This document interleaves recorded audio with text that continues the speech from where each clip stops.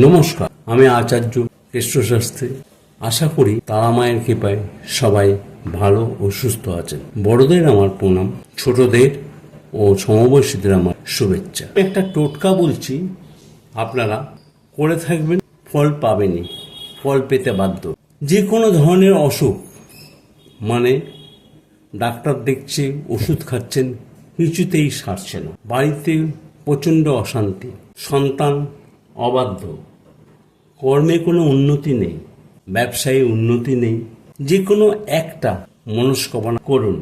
যদি একসঙ্গে সব মনস্কামনা করতে যান, ফল হবে না। একটা মনস্কামনা করুন, ফল হলে আবার এই জিনিসটাই পরে করবেন।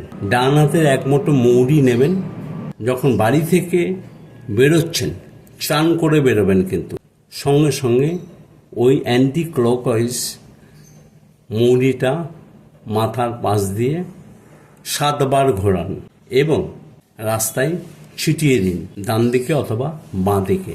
হয়তো খুব কঠিন অসুখ হয়েছে, তারা করতে পারছেন না, বাড়িতে শুয়ে আছে, তাদের বসিয়ে তার নামগোত্র দিয়ে বাড়ির যে কোনো লোক ওই চান করে উঠে বাড়ির মেন দরজা থেকে বেরিয়ে রাস্তায় ডান দিকে অথবা বাঁ দিকে ছিটিয়ে দিন, দেখবেন ফল পাবেন।